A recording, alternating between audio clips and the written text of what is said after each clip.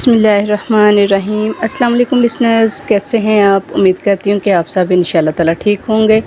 अल्लाह ताला आपको अपने हिफ्ज़-ओ-अमान में रखे और दुनिया और आखिरत की भलाइयाँ अता करे। सो लिसनर्स, आप सुन रहे हैं नुज़ी वॉइस के साथ नावल कशकोल एपिसोड 5। तो जिन लोगों ने अभी तक मेरे चैनल को सब्सक्राइब नहीं किया, प्लीज़ मेरे चैनल को सब्सक्राइब करके बेल आइकन को प्रेस करके ऑल पर सेट कर दें ताकि मेरी हर नए आने वाली वीडियो आप तक पहुँच सके। तो कहानी पसंद आए लाइक करें, शेयर करें। तो बढ़ते हैं कहानी की तरफ। हम इस छोटी छोलदारी तक पहुंच गए जिसमें बुज़ुर्ग का डेरा है। यकीनन वही मुसब्बबुल असबाब है। नाबीना ने बड़ी अकीदत से कहा, फिर बोला, जब तुमने मुझे यहाँ तक पहुँचा दिया तो पहले तुम अंदर जाकर इसका दीदार कर लो जिसकी कशिश तुम्हें यहाँ तक खींच लाई थी। नहीं बाबा, तुम ना होते तो मैं शायद यहाँ तक ना पहुँच सकता। पहला हक़ तुम्हारा है, ज़िद मत करो, तुम अंदर जाओ, मैं बाद में जाऊँगा। नाबीना अपना जुमला मुकम्मल करके ज़मीन पर आलती पालती मारकर बैठ गया तो लियाकत हुसैन ने उसकी ज़िद के आगे सर झुका दिया। कदम उठाता अंदर दाखिल हुआ तो उसकी नज़रों ने भी वही देखा जो गुल खान ने बताया था। दीवाना सर झुकाए, तस्बीह के दानों पर उंगलियां घुमाए, इतना गर्क था जैसे किसी और काम से कोई सरोकार ही न हो। लियाकत हुसैन ने एहतरामन घुटने के बल खुद को फर्श पर टिका लिया। इसकी नज़रें बड़ी अकीदत से बुज़ुर्ग के चेहरे पर मरकूज़ थीं। एक लम्हे की खामोशी के बाद उसने बड़ी इंकसारी से मध्यम लहजे में दीवाने को मुखातिब किया। मैं बहुत मुश्किल से आपके कदमों तक पहुंचा हूं, मेरे हक़ में कुछ दुआ करें।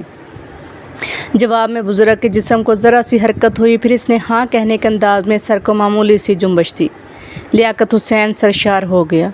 गुल खान ने यही बताया था कि दीवाना जब इस बात में सर को जुम्बश दे तो इसका मतलब यही होता है कि उसके पास जाने वाला साइल अपने मकसद में कामयाब हो गया। मेरे हक़ में कोई दुआ कर दो पीरो मुर्शद। लियाकत हुसैन ने इंकसारी से दुआ की दरख्वास्त की तो दीवाने के जिस्म में कपकपाहट सी हुई। उसकी उंगलियों की गर्दश तस्बीह के दानों पर तेज़ हो गई। वह बदस्तूर नज़रें बंद किए बैठा रहा, लेकिन लियाकत हुसैन ने अचानक दीवाने के दूसरे हाथ को आहिस्ता आहिस्ता जुम्बश में आते देखा। उसने लरजते हाथों से एक चुटकी मट्टी ज़मीन से उठाई, फिर इसे हाथ बुलंद करके लियाकत हुसैन की तरफ कर दिया। लियाकत हुसैन पर जैसे शादी मरग की कैफियत तारी हो गई। इसके बाद किसी गैर मरई कुव्वत ने इसे घुटनों ही के बल आगे बढ़ने पर मजबूर कर दिया। जैसे जैसे दीवाने के करीब होता गया इसके दिल की धड़कनें भी तेज़ होने लगीं। वो दीवाने के करीब पहुंचकर रुक गया। गैर इरादी तौर पर इसके दिल से एक इल्तिजा उभर कर इसकी ज़ुबान तक आ गई। पीरो मुर्शद, मैं मुंह खोल रहा हूं, तुम अपने मुतबरक हाथों से ये मट्टी भी मेरे मुंह में डाल दो, ये भी करम होगा। इसके बाद वही हुआ जो लियाकत हुसैन के दिल की आवाज़ थी। मट्टी की चुटकी इसके मुंह में डालकर दीवाने का हाथ फिर इसके घुटने पर जाकर साकित हो गया। लियाकत हुसैन को वो सब कुछ एक ख्वाब सा लग रहा था। एक अनजानी सी मुसरत की लहर इसके वजूद में सनसनाने लगी। इसका दिल वहाँ से उठने को नहीं चाह रहा था, लेकिन बूढ़े नाबीना का ख्याल आया तो वो फिर पीछे खिसकता हुआ उठा, छोलदारी के बाहर आ गया जहाँ वो नाबीना ज़मीन पर बड़े सुकून से बैठा था। बाबा, तुम्हारी मेहरबानी जो मुझे दीवाने के दीदार नसीब हो गए। अब तुम अंदर जाओ। अभी नहीं, नाबीना ने जवाब दिया। अब यहाँ तक तुमने मेरी मदद की है तो मैं भी मिल ही लूँगा, लेकिन तुम अब वापस पलट जाओ। वापसी में भी किसी से कोई बात ना करना। मैं चला गया तो तुम सातें गुजर जाएं तो फिर पलट कर वापस नहीं आती। तुम मेरी बात पर अमल करो। एक बात और गौर से सुन लो, अंदर जो कुछ हुआ तुम इसका जिक्र कभी किसी के सामने ज़ुबान तक ना लाना। दीवानों की तरफ से भी कुछ मुसलिहतें मन जानिब अल्लाह होती हैं। अब वापस लौट जाओ। लियाकत हुसैन ने नाबीना की बात गौर से सुनी। इसने दिल में सोचा कि वह नाबीना भी अल्लाह का कोई नेक बंदा ही था जो उसकी मदद के लिए मुकर्रर किया गया था। उसके दिल ने इसके ख्याल की तस्दीक की तो वह रुका नहीं, खामोशी से कदम उठाता बाहर निकल आया। इसे फिर ताज्जुब हुआ कि किसी ने इसे मुखातिब नहीं किया था। मजमा से गुजर कर वह बाहर निकला तो सामने गुल खान हैरान परेशान खड़ा इसकी राह देख रहा था। तुम किधर चला गया था? उसने लियाकत हुसैन को देखकर सवाल किया। मैं भी तुमको तलाश करने के लिए इधर उधर भटक रहा था। लियाकत हुसैन ने नाबीना बूढ़े की बात पर अमल करते हुए असल बात ज़ुबान तक लाने से गुरेज किया। इधर इतना भीड़ है कि इंसान चकरा कर रह जाता है। मैं तो सोच रहा था कि कहीं तुम वापस तो नहीं चले गए। ऐसा कैसे हो सकता है गुल खान?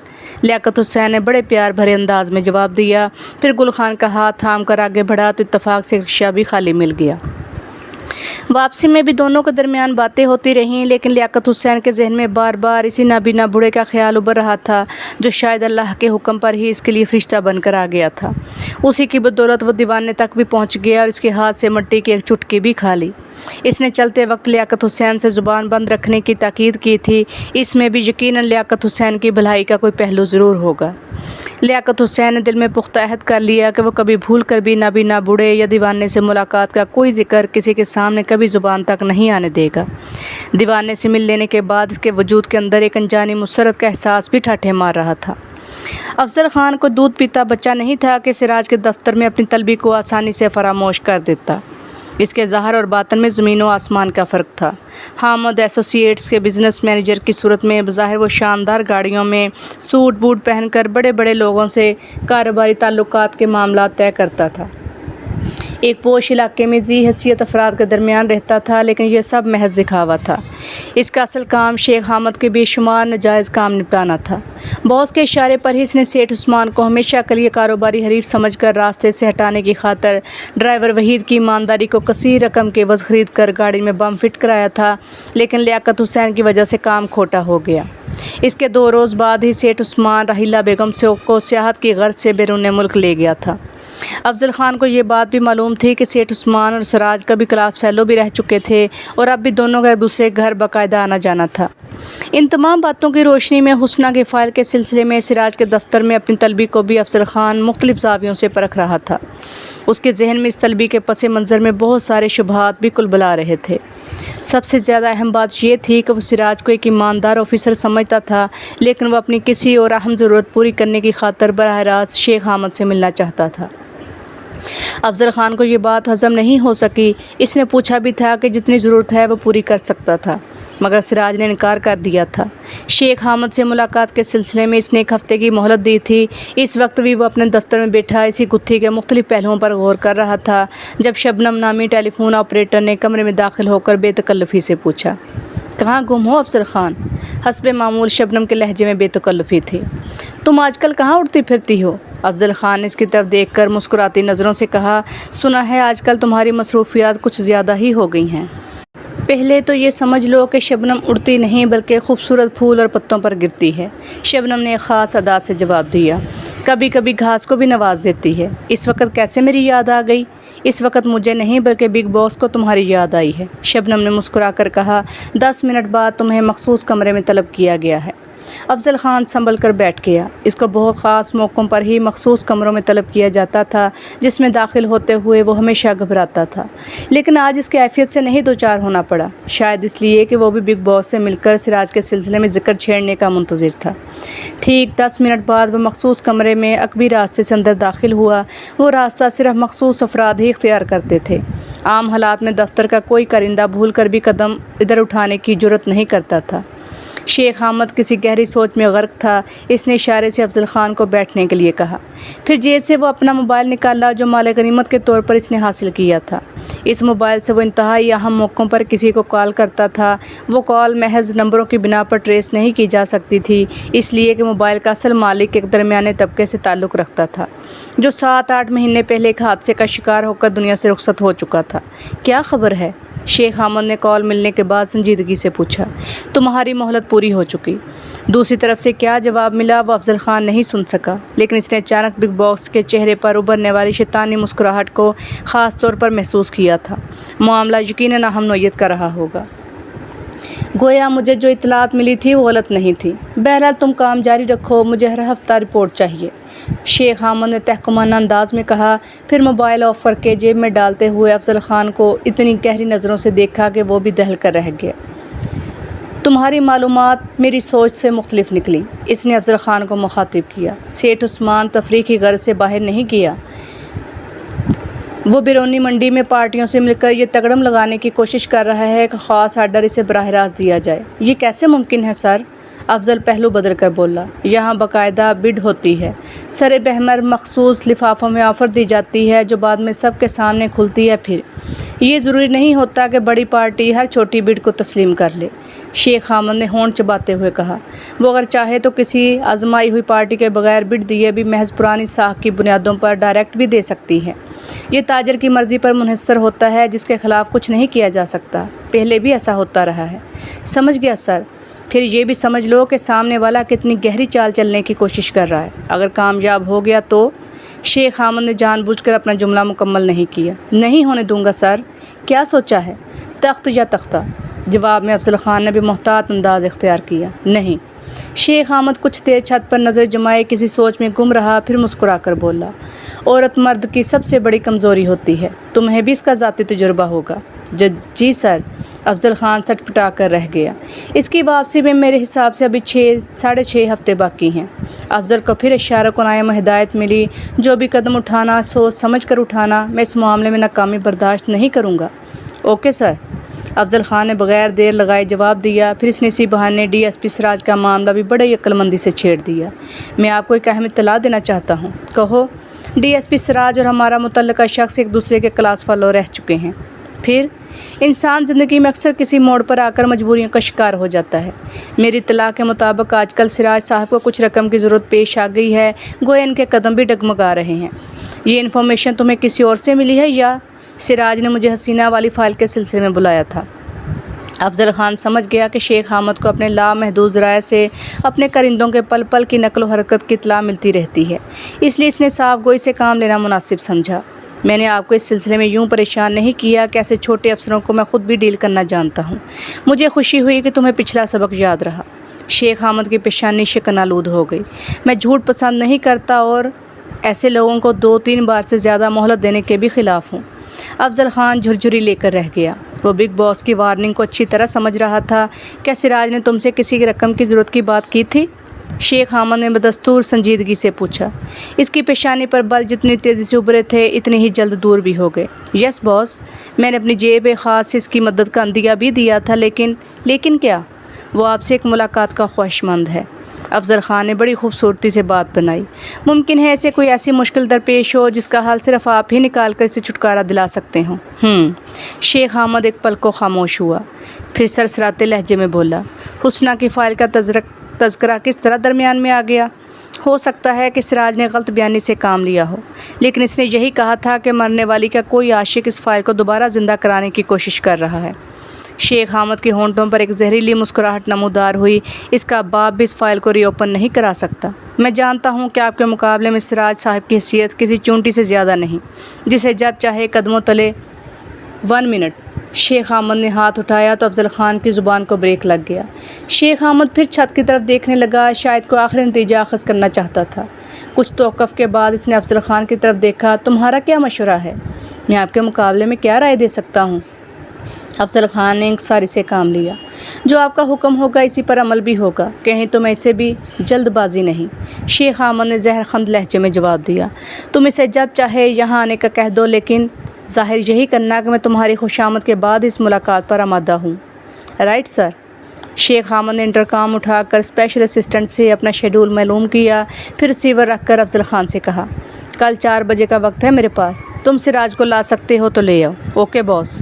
مخصوص کمرے سے نکل کر افضل خان نے سکون کا سانس لیا۔ پھر اسی دن اس نے ٹیلی فون پر سراج کو اس کی اطلاع بھی دے دی۔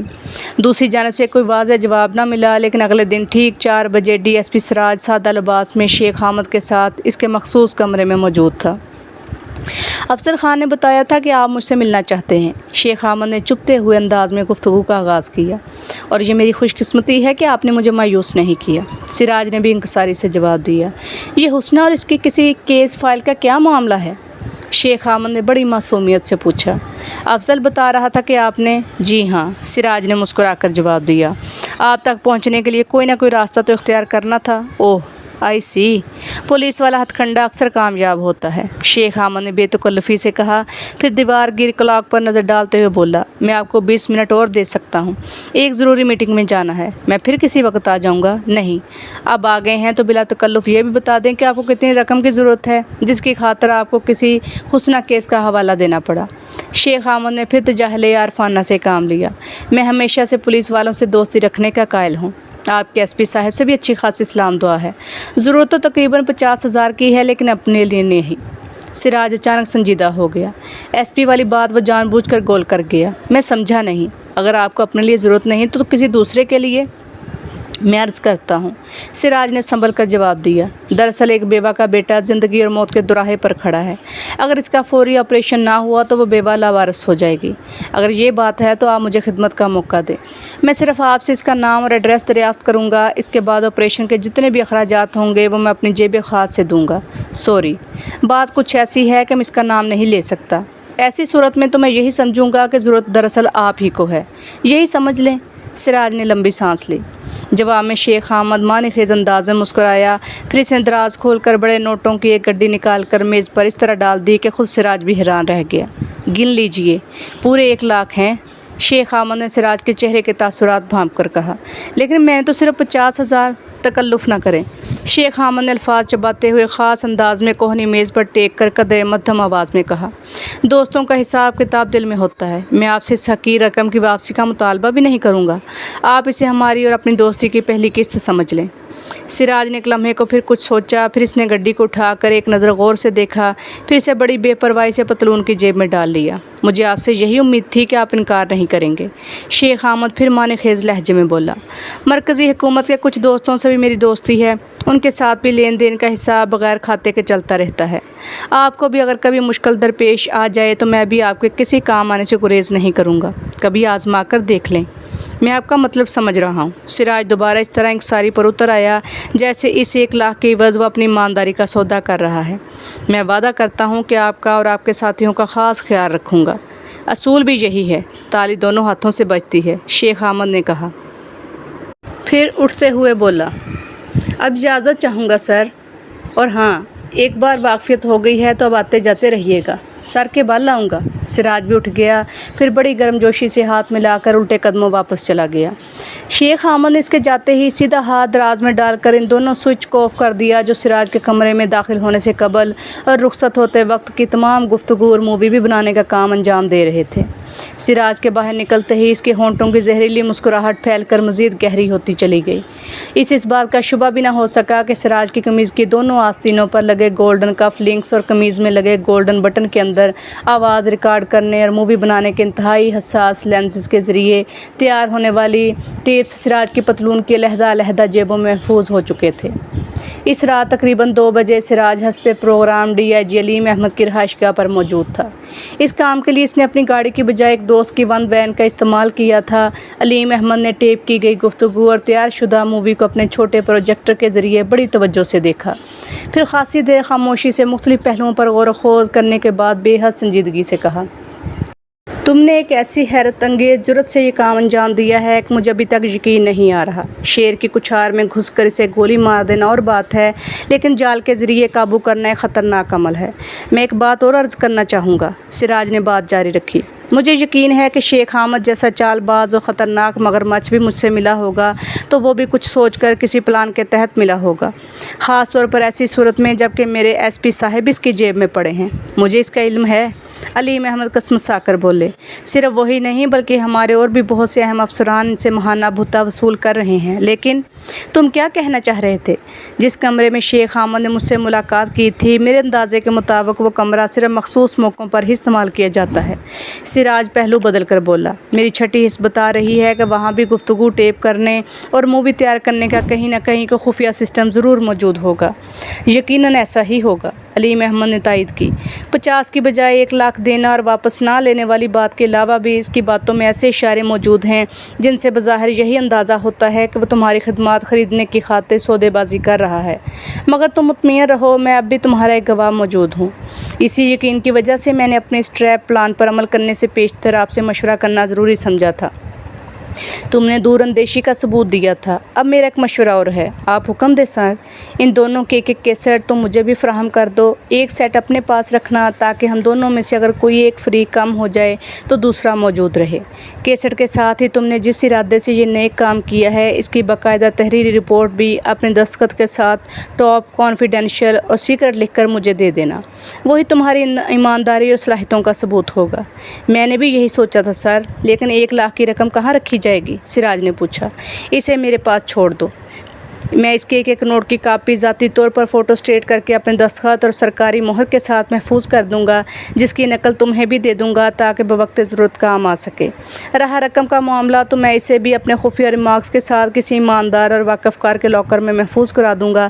اس کام کی اطلاع بھی تمہیں خاص اور ٹاپ سیکرٹ آفیشیل لیٹر کی صورت میں مل جائے گی۔ میں آپ کا بے حد شکر گزار ہوں سر، ایک بات کا خیال رکھنا، علی محمد نے دوستانہ انداز میں تاکید کی۔ جب تک میں نہ کہوں فی الحال مجھ سے ملاقات سے گریز کرنا۔ ایک سیکرٹ اور ان لسٹڈ موبائل نمبر دے رہا ہوں، اسے بھی انتہائی ضرورت کے وقت استعمال کرنا۔ 3:30 بجے رات کو جب سراج واپسی کے لیے روانہ ہوا تو خود کو بہت ہلکا پھلکا محسوس کر رہا تھا۔ کئی بار اس نے پشت کے دروازے میں لگے چوکور رنگین شیشے سے جھانک کر جائزہ لیا۔ عقب میں دور دور تک سڑک سنسان پڑی تھی، تعاقب میں کوئی بھی نظر نہ آیا۔ جس رات فرحین نے قبرستان میں ایک شخص کو ننگا ناچتے دیکھا تھا، اسی رات سے اس کا سارا سکون برباد ہو گیا تھا۔ شاید وہ ایک وفادار بیوی ہونے کے ناطے شوہر کو کبھی اس جنجال کی خبر نہ دیتی۔ ذاتی طور پر بھی وہ بحالت مجبوری قبرستان کے قریب رہنے پر مجبور ہو گئی تھی۔ سر چھپانے کے لیے کوئی نہ کوئی چھت تو درکار تھی۔ ویسے بھی اس نے یہی سن رکھا تھا کہ پرانے قبرستانوں کو بدروحیں، بھوت پریت کے علاوہ جرائم پیشہ افراد بھی اپنا مسکن بنا لیتے ہیں۔ اس رات شاید گل خان یا زرینہ نے بھی کھڑکی سے وہ سب کچھ دیکھ لیا تھا جو فرحین دیکھ چکی تھی۔ فرحین نے دور اندیشی سے کام لیا شوہر کو کھانا دینے کے بعد، لیکن لیاقت ہمیشہ کی طرح کچھ اس طرح مہربان ہوا کہ اچانک گل نے اسے باہر سے آواز دی۔ نورین، گل خان، لیاقت حسین کے درمیان جو گفتگو ہوئی اب وہ فرحین کے دل میں اٹھتے بیٹھتے کانٹوں کی طرح چبھتی رہتی۔ 3 روز سے وہ سوتے سوتے اچانک اٹھ کر بیٹھ جاتی۔ اسے خواب میں قبرستان کا وہ منظر دکھائی دیتا، کہیں دور سے آنے والی ایک آواز اس کے کانوں میں ابھرتی تو وہ مضطرب ہو کر جاگ جاتی۔ ساری رات لیاقت کے قریب لیٹی اسے پیار بھری نظروں سے دیکھتی رہتی۔ اس وقت بھی وہ اور فرحین باہر سائباں میں تخت پر بیٹھی ادھر ادھر کی باتوں میں مصروف تھیں۔ گل خان لیاقت حسین کو لے کر کے بزرگ کے پاس گیا ہوا تھا۔ خدا کرے لیاقت بھائی کامیاب ہو جائے، زرینہ نے صدقے دل سے کہا، ورنہ گل خان یہی بتاتا ہے کہ ادھر ہٹے کٹے قسم کے غلط لوگوں نے غریب بزرگ کو آمدنی کا دھندا بنا لیا ہے۔ نمبر کے ذریعے 10 آدمیوں کو اندر جانے کی اجازت ہوتی ہے، اس کے علاوہ 10-15 ایسے افراد کو بھی اجازت مل جاتی ہے جو بدماشوں کی مٹھیاں گرم کرتے ہیں۔ سچ کہہ رہی ہے؟ فرحین نے حیرت کا اظہار کیا۔ اپنی طرف تو ایسا نہیں ہوتا۔ ادھر کا بات الگ تھا فرحین، لیکن ادھر سارا غلط کام پیسوں سے 1 منٹ میں چور دروازے سے ہو جاتا ہے۔ جو لوگ سیدھا اور قانونی طریقے اختیار کرتے ہیں وہ بار بار دھکے کھانے کے بعد بھی کامیاب نہیں ہوتے۔ ہو سکتا ہے کہ اپنے لیاقت کے ساتھ کوئی معجزہ ہو جائے اور بزرگ بابا سے اس کی ملاقات ہو جائے۔ فرحین نے دل سے دعا کی۔ کچھ دیر یہی موضوع زیر بحث رہا۔ اس کے بعد زرینہ نے کسمسا کر کہا، ویسے اس روز لیاقت بھائی نے جو کیا اچھا نہیں کیا، میں سمجھی نہیں۔ ادھر 1-2 بار پہلے بھی سفلی کرنے والے آتے رہتے ہیں، کئی واقعات مجھے معلوم بھی ہیں جنہیں سوچتی ہوں تو آج بھی دل دھک دھک کرنے لگتا ہے۔ ہوا کیا تھا؟ فرحین نے بے چینی سے سوال کیا۔ تفصیل سنانے کی ہمت نہیں میرے اندر، لیکن اتنا بتا سکتی ہوں کہ جس نے بھی ان گندے عمل کے بیچ ٹانگ پھنسائی اس کا انجام خطرناک ہی ہوا۔ عائشہ نامی خوبصورت دلہن تو آج بھی مجھے یاد ہے، زرینہ جھرجھری لے کر بولی۔ نئی دلہن بن کر اس علاقے میں آئی تھی، اس کا مرد کسی ٹھیکیدار کے ہاں ملازم تھا۔ دونوں بڑے خوش رہتے تھے۔ عائشہ نے مجھے بتایا تھا کہ اس نے اپنی پسند کی شادی کی ہے، ورنہ گھر والوں کے علاوہ کچھ ایسے قریبی رشتہ دار بھی مخالفت کر رہے تھے جو عائشہ کا رشتہ اپنے بیٹے کے لیے مانگ رہے تھے۔ مایوس ہونے کے بعد ان کم بختوں کے دل میں شیطان نے انتقام کی آگ بھڑکا دی۔ لڑکے نے کسی یار دوست کے کہنے پر ایک ایسے شخص سے ملاقات کی جو گندا عمل کرتا تھا۔ عائشہ اور اس کا مرد ان باتوں سے بے خبر اچھی زندگی بسر کر رہے تھے، لیکن 2 مہینے کے بعد جو کچھ ہوا اس نے پورے علاقے کو سوگوار کر دیا۔ 2 روز تک تو گل خان نے بھی گھر میں چولہا نہیں جلنے دیا۔ ایمان سے کہتی ہوں کہ وہ بہت پیاری اور معصوم لڑکی تھی، لیکن اس کا اور اس کے جوان شوہر کا جو انجام ہوا اسے یاد کر کے آج بھی دل کانپ اٹھتا ہے۔ ہوا کیا تھا؟ فرحین نے دھڑکتے دل سے پوچھا۔ زرینہ کچھ دیر چپ رہی، پھر اداس لہجے میں بولی، اس روز عید کا دن تھا، سب لوگ نماز پڑھ کر لوٹے تھے، گلی میں سارے مرد ایک دوسرے سے گلے مل رہے تھے جب عائشہ کے مرد کو اچانک خون کا الٹی ہوا اور وہ غریب سب کے سامنے تڑپ تڑپ کر اللہ کو پیارا ہو گیا۔ عائشہ کو اس وقت کسی بات کا ہوش نہیں رہا، وہ اپنے خوبصورت لباس میں ہی چیخ مارتی باہر نکل آئی، خون میں لت پت بے جان شوہر کی لاش سے لپٹ کر بیان کر رہی تھی کہ پھر کسی حرام کے تخم نے شیطانی جنتر منتر پڑھ کر پھونک دیا۔ عائشہ ابھی شوہر سے لپٹی دھاڑے مار مار کر رو رہی تھی جب خدا جانے کہاں سے نیلی آگ کا شعلہ بلند ہوا جس نے مرنے والے کے ساتھ عائشہ کو بھی اپنی لپیٹ میں لے لیا۔ باقی لوگ چیخیں مارتے دور ہو گئے، پورے علاقے میں ایک وحشت پھیل گئی تھی۔ پھر ان دونوں کی لاشیں جل کر اس طرح آپس میں گڈ مڈ ہو گئیں کہ انہیں ہلاک کرنا بھی ممکن نہ رہا۔ بزرگوں کے مشورے پر دونوں کو جیسے تیسے دفنا دیا گیا۔ فرحین کو ایسے لگ رہا تھا جیسے اس کی سانس سینے کے اندر ہی گھٹ کر رہ جائے گی۔ زرینہ کو عائشہ کی رداد سنانے کے بعد اپنی غلطی کا احساس ہوا تو اس نے فرحین کی کیفیت پر غور کرتے ہوئے پریشان انداز میں کہا، خود کو سنبھال فرحین اور مجھے معاف کر دے، جو نہ جانے میں پاگل کچھ سوچے سمجھے بغیر تجھے پوری کہانی سناتی چلی گئی۔ گل خان کو خبر ہوئی تو وہ بھی ناراض ہوگا۔ فکر نہ کر زرینہ، فرحین خود کو سنبھال کر بولی، میں کچھ دیر میں ٹھیک ہو جاؤں گی۔ زرینہ نے ہاتھ تھام کر زبردستی فرحین کو کمرے میں لے جا کر پلنگ پر لٹایا، اسے پانی لا کر پلایا۔ کچھ دیر بعد فرحین کی حالت قدرے سنبھل گئی تو زرینہ اداس لہجے میں بولی، پیاری بہن، تو بھی لیاقت بھائی کو کچھ نہ بتانا۔ پریشان مت ہو زرینہ، میں تیری بات کسی سے نہیں کہوں گی۔ میرے ایک مشورہ ماننے کی؟ زرینہ نے اس کی پیشانی کو آہستہ آہستہ سہلاتے ہوئے کہا، اب تو لیاقت بھائی کی تنخواہ بھی ٹھیک ٹھاک ہو گئی ہے، تو ایسا کر کہ اس طرح انہیں سمجھا بجھا کر اس بستی میں ہی قبرستان سے ہٹ کر کوئی دوسرا مکان لے لے۔ میں گل خان سے بھی کہوں گی۔ ایک بات میں بھی تجھے بتا رہی ہوں زرینہ، لیکن تو بھی کسی سے کچھ نہ کہنا، خیر تو ہے؟ زرینہ سٹ پٹا گئی، ابھی تک تو خیر ہی ہے، لیکن 2 روز سے میں بھی بڑے ڈراؤنے خواب دیکھ رہی ہوں۔ فرحین نے چھت پر نظر جماتے ہوئے بات جاری رکھی، خواب میں مجھے دبلا پتلا کالا بھجنگ آدمی نظر آتا ہے جس کے جسم پر بھی کوئی لباس نہیں ہوتا۔ وہ خنزیر کا تخم اپنا بڑا بڑا دانت نکال کر ایک ہی بات بولتا ہے، پرتاپ گھوش تمہارے پتی کا ایسا کریا کرم کرے گا کہ تمہاری آتما بھی سدا ویاکل رہے گی۔ وہ بعد میں جانے کیا جے بھوانی کے نام بار بار دہرا کر خوشی سے ناچنے لگتا ہے۔ میں نے اتنا کالا اور گندا آدمی پہلے کبھی نہیں دیکھا۔ زرینہ نے فرحین کی بات سنی تو وہ بھی خوف زدہ ہو گئی۔ اسی وقت دروازے پر دستک ہوئی، اس کے ساتھ فرحین بھی اٹھ گئی۔ کون؟ زرینہ نے ذہن میں آ کر آواز لگائی تو باہر سے لیاقت حسین نے جواب دیا، میں ہوں۔ زرینہ نے سکون کا سانس لیا۔ فرحین کے دل سے اس وقت بھی یہی دعا نکلی کہ اے میرے مالک، لیاقت اور بزرگ کی ملاقات ہو گئی ہو۔ زرینہ ایک طرف صحن میں پردے کی آڑ میں ہو گئی تو فرحین نے دروازہ کھول کر لیاقت کو اندر بلا لیا۔ زرینہ لپک کر باہر نکل گئی جہاں گل خان موجود تھا۔ کیا ہوا لیاقت؟ فرحین نے بغیر کسی تمہید کے پوچھا، کیا تمہارا ملاقات بزرگ بابا سے ہو گیا؟ آج بغیر نمبر کے نہیں ہو سکا، لیکن کل گل خان فجر کے وقت نمبر لے آئے گا تو 2-4 دن میں ضرور ملاقات بھی ہو جائے گا۔ لیاقت نے بزرگ کی ہدایت کے مطابق زبان بند رکھی، مگر فرحین کی پشت تھپ تھپا کر محبت سے بولا، حوصلہ رکھو میرے دل کا بلبل، لیاقت کو کچھ نہیں ہوگا۔ خدا کرے ایسا ہی ہو، فرحین نے دھڑکتے دل سے کہا۔ پھر لیاقت کو منہ ہاتھ دھونے کا کہہ کر وہ کھانا نکالنے چلی گئی۔ صبح سے اس نے خود ناشتہ بھی نہیں کیا تھا۔ فرحین کھانا لے کر آ گئی، خود بھی شوہر کے ساتھ کھانے لگی۔ لیاقت حسین کچھ دیر بیوی کے ساتھ ہنستا بولتا رہا، پھر اس نے فرحین کے دل میں جھانکنے کی خاطر سے کریدا، کیا بات ہے، تو مجھے کچھ پریشان دکھائی دیتا ہے؟ وہ زرینہ نے قصہ سنایا تھا، بس اسی وجہ سے ذرا افسوس ہو رہا تھا۔ قصہ کیا تھا؟ خالص عورتوں کا بات ہے، فرحین نے زبردستی ایک مسکراہٹ ہونٹوں پر بکھیر کر کہا، مردوں کو بتانے والا نہیں۔ ہم سے بھی پردہ کرے گا؟ کیوں، کیا تم مرد نہیں؟ لیاقت حسین کھانا کھا کر اپنے کام پر چلا گیا۔ فرحین گھر کے کاموں سے فراغت پا کر پلنگ پر لیٹی تو نیند اس کی آنکھوں سے کوسوں دور تھی۔ اس کے ذہن میں زرینہ کا سنایا ہوا عائشہ اور اس کے معصوم شوہر کے بھیانک انجام والا واقعہ گونجنے لگا۔ دیر تک وہ اس بات کو ذہن سے نکالنے کی کوشش کرتی رہی لیکن کامیاب نہ ہو سکی، شاید اس لیے کہ لیاقت کے ساتھ وہ کچھ ایسے حالات میں الجھ چکی تھی۔ تا دیر وہ اپنے آپ سے الجھتی رہی، پھر نیند کا ایک جھونکا آیا کہ دنیا مافیا سے بے خبر ہو گئی۔ کچھ دیر پرسکون نیند سوتی رہی لیکن اس کی نیند میں خلل ڈال کر اس پرتاپ گھوش کا مکروہ حیولہ اس کے سامنے آ گیا۔ اس کے دانت غلیظ تازہ خون سے رسے ہوئے تھے، یوں لگتا تھا جیسے وہ ابھی کسی کا خون پی کر آ رہا ہو۔ فرحین نے حقارت سے اس کی طرف سے نظریں پھیرنے کی کوشش کی لیکن کامیاب نہ ہو سکی۔ اس کا وجود شل ہونے لگا، یوں جیسے کسی غیر مرئی قوت نے اس کے جسم کی ساری قوتیں سلب کر لی ہوں۔ بہت ویاکل نظر آ رہی ہے تو سندری، مجھ سے ڈر لگ رہا ہے، پرتاپ گھوش نے خباثت سے مسکراتے ہوئے پوچھا۔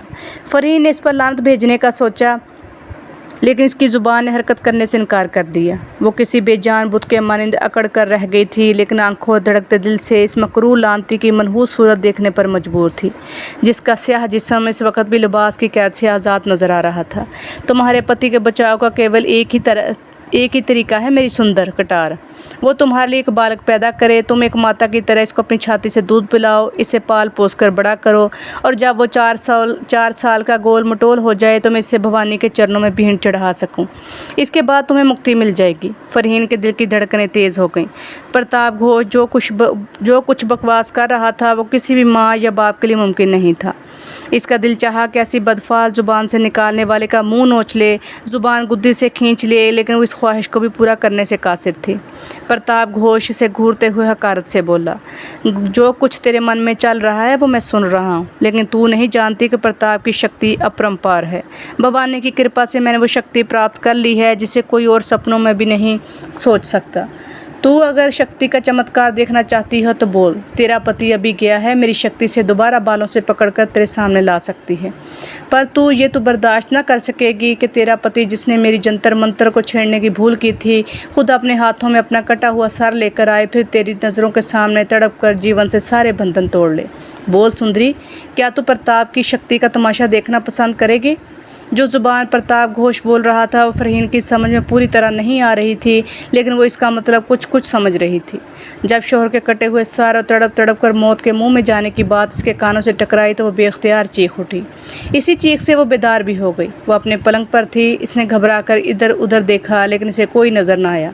اپنا شبہ دور کرنے کی خاطر اس نے چھوٹے سے کچے پکے گھر کا ایک حصہ کھنگال ڈالا، لیکن وہاں کوئی نہ تھا۔ شاید اس نے پھر دن میں بھی کوئی خواب دیکھا تھا جس نے وجود کے ایک جوڑ کو ہلا کر رکھ دیا۔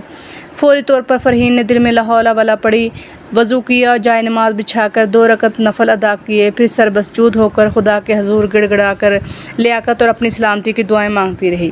اس نماز کی برکت اور خدا سے لو لگانے کے سبب ہی تھا کہ فرحین کے دل کا خوف کم ہونے لگا۔ بڑی دیر تک وہ سجدے میں پڑی اللہ کے رحم و کرم اور نظر عنایت کی بھیک مانگتی رہی۔ ایس پی آغا منظور، ڈی ایس پی سراج ایک ندی کے 2 ایسے کنارے تھے جو کبھی نہیں مل سکتے تھے۔ اعلیٰ افسران کو بھی اس بات کا بخوبی علم تھا کہ آغا منظور شیخ حامد کا خاص آدمی تھا۔ اس نے کئی مرتبہ اس بات کی بھی کوشش کی تھی کہ سراج کی جگہ کسی اور ڈی ایس پی کی تعیناتی اپنے ساتھ کرا لے۔ سراج چونکہ ایماندار اور کھرا آفیسر تھا، اس لیے کسی کے حکم سے بھی کوئی غلط قدم نہیں اٹھاتا تھا۔ ہاں، اگر کوئی احکام باقاعدہ تحریری صورت میں ہوں اور کام کی نوعیت کی وضاحت بھی کر دی گئی ہو تو وہ اسے کر گزرنے سے دریغ نہیں کرتا تھا۔ ایسے ہی 1-2 معاملات میں آغا منظور نے اسے ملوث کرنے کی بھرپور کوشش کی تھی، لیکن سراج کے پاس چونکہ تحریری ثبوت موجود تھے اس لیے اس کے خلاف کوئی فائل نہ کھولی جا سکی۔ بحثیت متحد وہ آغا منظور کے ساتھ اکثر میٹنگ میں شریک بھی ہوتا، لیکن دیدہ دانستہ وہ ایس پی کی کسی رائے پر اختلافی نوٹ نہ لکھتا تھا۔ جانتا تھا کہ دریا میں رہ کر مگرمچھ سے بیر لینا بھی مناسب نہیں۔ بہرحال وہ کسی بھی ایسے کام میں ملوث نہیں ہوتا تھا جس میں پھنس جانے کا ذرا بھی خدشہ موجود ہو۔ دونوں کی ملاقاتیں صرف سرکاری طور پر ہوتی تھی یا اس وقت جب آغا منظور کی طرف سے اسے طلب کیا جائے۔ اس وقت بھی جب ایک کانسٹیبل نے اس کے کمرے میں آ کر آغا منظور کے بلاوے کی اطلاع دی تو سراج نے یہ کہہ کر واپس بھیج دیا کہ ٹھیک ہے، میں 10 منٹ میں آتا ہوں۔ ان 10 منٹ میں اس کے ذہن میں کئی ایسے ممکنہ کیس ابھرے جس پر اس کی اور ایس پی کے درمیان ڈسکشن کی توقع تھی۔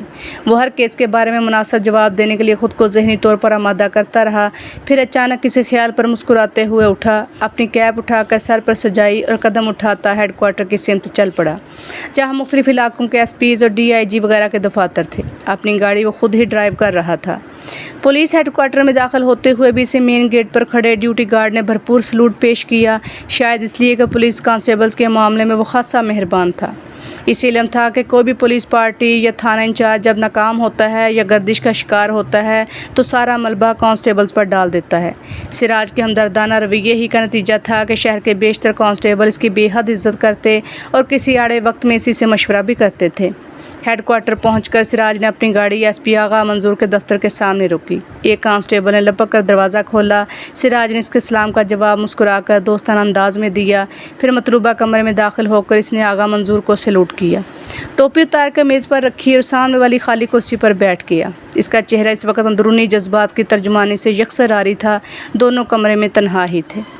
کچھ دیر رسمی گفتگو کے بعد آغا منظور نے کہا، میں خاص فائل آپ کو مارک کرنا چاہتا ہوں، سوچا کہ اگر آپ سے مشورہ کر لوں تو زیادہ مناسب ہوگا۔ ایس پی کے لب و لہجے میں کچھ عجیب سا سسپینس تھا جس سراج نے خاص طور پر محسوس کیا۔ آپ مجھے بغیر مشورے کے بھی کوئی فائل مارک کر سکتے ہیں؟ سراج نے مسکرا کر محتاط لہجہ اختیار کیا۔ میں آپ کے ہر تحریری آرڈر پر عمل کرنے کا پابند ہوں۔ یہ فائل ذرا دوسری نوعیت کی ہے، آغا منظور نے ہونٹ چباتے ہوئے کہا۔ یہ سمجھ لیں کہ اس کا کچھ تعلق مجھ سے بھی رہا ہے۔ احکامات پر عمل کرنے کا مسئلہ تو میں آپ کو دوست زیادہ اور ماتحت کم سمجھتا ہوں۔ آخری جملہ خاص طور پر ایک خاص انداز میں کہا گیا۔ یہ آپ کی محبت ہے، سراج نے انکساری سے جواب دیا۔ آپ نے پچھلے دنوں غالباً افضل خان کو کسی وجہ سے دفتر کا طلب کیا تھا۔ جی ہاں، سراج مختصراً جواب دینے کے بعد سنبھل کر بیٹھ گیا۔ اس کے بعد آپ شاید شیخ حامد سے بھی اس کے دفتر جا کر ملے تھے؟ جی ہاں، اس نے پھر اقرار کیا۔ مسٹر سراج، آپ کے علاوہ دوسرے افسران بھی اس بات سے ضرور واقف ہوں گے کہ شیخ حامد سے میرے دوستانہ مراسم ہیں۔ آج کے دور میں کسی بڑے آدمی سے دوستی قائم رکھنا وقت کی ضرورت ہے اور قانوناً جرم بھی نہیں۔ میں آپ سے متفق ہوں سر، سراج نے بھی مصلحتاً سنبھل کر کہا، اس لیے میں نے بھی آپ کے نقشے قدم پر چلنے کی کوشش کی ہے۔ آغا منظور سراج کے ذو معنی جملے پر چونکا، پھر سنجیدگی سے اصل موضوع کی طرف آ گیا۔ آپ نے غالباً میڈم روبی کا نام ضرور سنا ہوگا؟ جی ہاں، سراج نے دلچسپی لیتے ہوئے جواب دیا۔ میری اطلاع کے مطابق وہ ایک کروڑ پتی بیوہ ہے۔ شوہر کی زندگی میں وہ خاصی محتاط زندگی گزارنے کی عادی تھی، لیکن اس کے بعد سراج نے اپنا جملہ دیدہ دانستہ نامکمل چھوڑ دیا۔ آپ جو بات کہتے کہتے رک گئے وہ میں بھی جانتا ہوں۔ ایس پی آغا منظور نے سنجیدگی سے کہا، اب وہ بے حد ماڈرن اور آزاد خیال ہو گئی ہے۔ میرا بھی یہی خیال ہے۔ میں چاہتا ہوں کہ اگر آپ کچھ وقت نکال کر اس کی سرگرمیوں اور ملنے جلنے والوں پر نظر رکھیں تو مجھے خوشی ہوگی۔ سر، سراج نے کسمسا کر سوال کیا، کیا میڈم روبی کسی خلاف قانون سرگرمیوں میں ملوث ہیں؟ میں یقین سے کچھ نہیں کہہ سکتا، لیکن آغا منظور خاموش ہو گیا۔ پھر کچھ دیر توقف سے بولا، سنا ہے ادھر کچھ دنوں سے وہ رینبو کلب میں بھی نظر آ رہی ہیں۔ آئی سی، سراج نے کریدنے کی کوشش کی، کہ اس کلب کے بارے میں کوئی خفیہ رپورٹ بھی مرتب کرنی ہوگی؟ جی نہیں، آپ کو صرف میری خاطر ان افراد کی فہرست تیار کرنا ہے جن سے میڈم روبی زیادہ بے تکلف ہیں۔ میں سمجھ رہا ہوں سر، سراج نے بڑی فراخ دلی کا ثبوت دیا۔ یہ کام تو میں بغیر فائل مارک کیے بھی آپ کی خاطر انجام دے سکتا ہوں۔ تھینکس۔ ایک لمحے کی پرسوچ خاموشی کے بعد آغا منظور نے دبی زبان میں کہا، شیخ حامد سے میری دوستی کی بات اور ہے، لیکن یہ بات آپ بھی جانتے ہیں کہ افضل خان کا ماضی کیا رہ چکا ہے۔ جی ہاں، سراج افضل خان کے نام پر چونکا تھا۔ آج کل میڈم روبی اس شخص میں کچھ زیادہ ہی دلچسپی لے رہی ہیں۔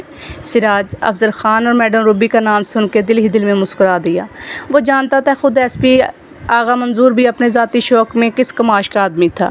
ابھی تک کوئی اسکینڈل اس لیے منظر عام پر نہیں آ سکا کہ وہ ذاتی زندگی میں اس قدر محتاط تھا کہ خود اپنے سائے سے بھی ہوشیار رہتا، لیکن بہرحال یہ بات سراج کے علم میں تھی کہ وہ کئی بڑی پارٹیوں میں میڈم روبی کے ساتھ بھی گھلتے ملتے دیکھا گیا۔ سراج نے کچھ سوچ کر کہا، سر کیا میڈم روبی اور افضل خان والی بات شیخ حامد کے علم میں بھی ہے؟ لسنر، یہ تھی آج کی ایپیسوڈ۔ کہانی کیسی لگی کمنٹس میں لازمی بتائیے گا۔ کہانی پسند آئے لائک کریں، شیئر کریں، اور پلیز میں بار بار یہ بات کہتی ہوں اور کہنا بھی چاہوں گی کہ جو لوگ میرے چینل کو سبسکرائب کیے بغیر میری کہانیاں سنتے ہیں، پلیز میرے چینل کو سبسکرائب کر لیا کریں۔ تو کہانی سننے کے لیے شکریہ، دعا میں یاد رکھیے گا۔ اللہ حافظ۔